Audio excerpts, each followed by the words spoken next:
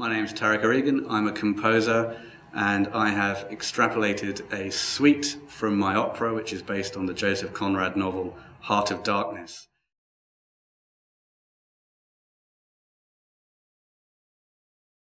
It's one of those operas, one of those strange processes involving vast numbers of people, but ultimately begins with, I suppose, the two main collaborators, me, the composer, and Tom Phillips, the librettist. Mm-hmm. I think Tom had always wanted someone to write an opera on Heart of Darkness, and I think he'd read it so many times and come up with so many different ideas of how it's evolved over the years in terms of its understanding by audiences and readers from all ages now and different generations.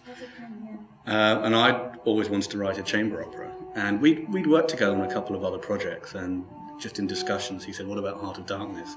And I'd come to it from a slightly different angle, which is I'd seen what was then the new Redux version of Francis Ford Coppola's Apocalypse Now, which I think was in 2001.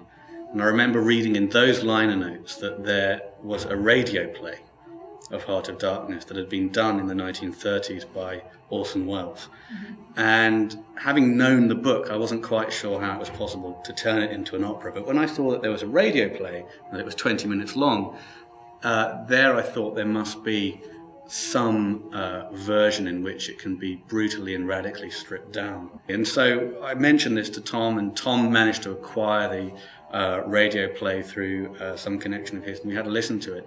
And it wasn't exactly the template, but it was a catalyst. Mm-hmm. It was a moment that we thought we could turn this book, which is very nebulous but very small, into an exciting piece of drama. And so we began working on it really around about then, mm-hmm. getting on for 10 years ago. And you go back and forth, and first things first is Tom had to create a libretto. And we always knew he wanted it to be quite taut and quite compelling as a piece of chamber drama. And so before a note of music was written, Tom and I bashed around the piano improvising an opera for an hour and a half to Tom's libretto to get the skeleton of the timings. Mm-hmm. And actually that skeleton held its place right the way through to the end.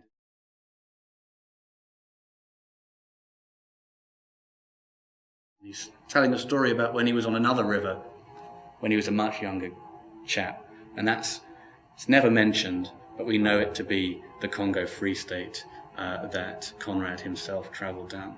And he tells the story of being given a steamship, put in charge of a steamship, to find an ivory trader called Kurtz. And the word that is used a lot is remarkable and legendary, which of course have very many different meanings. And we witness his journey to find Kurtz. And Kurtz, we find out, is a legendary and remarkable trader of ivory because his methods are appalling. They're abhorrent, they're violent, they're tyrannical. They involve the deaths of hundreds of Africans. He's a slave ruler. But Marlowe has become almost entranced by this search for the figure. And in finding Kurtz is near the end of his life, and he dies uttering his famous words, "The horror, the horror." Some people think that's the most interesting part of the story, but as I was saying, Tom and I think, found the later bit of the story much more interesting, and really the crux of where the operatic material is, which is that having witnessed this atrocity and all that he'd seen, Marlowe as a younger man comes back and meets Kurtz's fiancée back in Europe, because Kurtz has given him some papers to give back to his fiancée. And his fiancée says, "What was my loved one's final words?"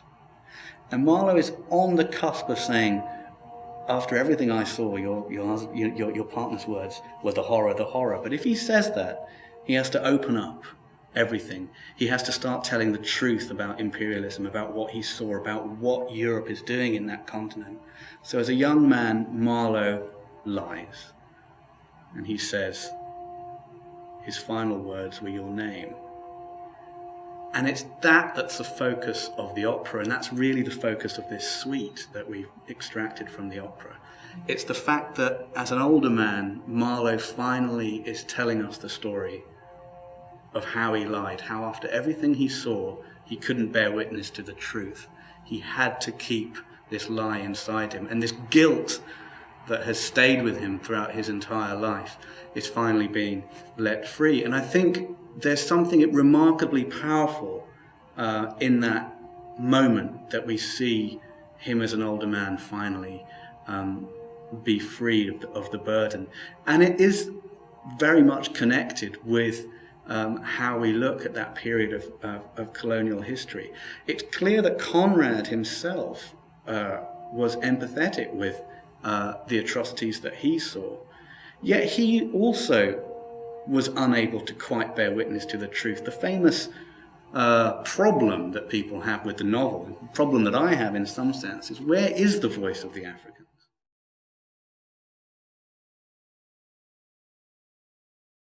There's this sort of mysterious sense of remembrance that pervades the entire opera and the suite. It's a sort of almost like a dream. Mm-hmm. And I think that's what comes out a little more in the suite than in the opera. Is are we watching someone dreaming about this hazy time earlier on in their lives? Or is this happening in real time? Or is this happening in real time? So there are, I mean, one of the strange things that happens in the opera is a curious dance that takes place, because they're waiting for a rivet for their boat to continue, and the rivets finally arrive, and they dance a sort of jig, a sailor's jig.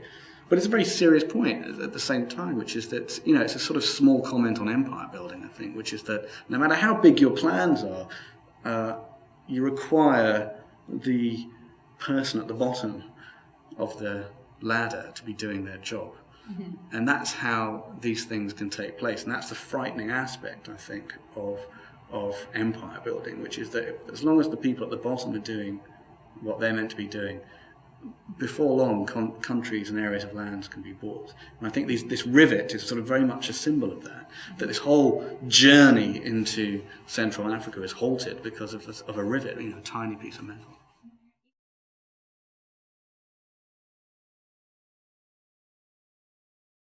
So a rare treat, for me at least, in this concert has been that I was allowed some leeway in terms of programming what goes around my suite from the opera, which is of course very dangerous, because you can imagine your nice watercolour and picking a Picasso and a Vermeer to hang next to it might not go down so well. So I've picked two pieces that are from the same period. And because so much of the suite is about dreaming back to a time in London around the time that Conrad was writing this story, which is about 1899, 1900. It came out as a book in 1902.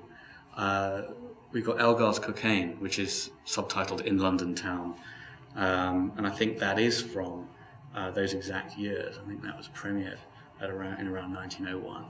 And Sibelius' Second Symphony, which was written at the same time again. I think that premiered in 1902. And so I think there's a sense of this was the state of music and literature in Europe at this time.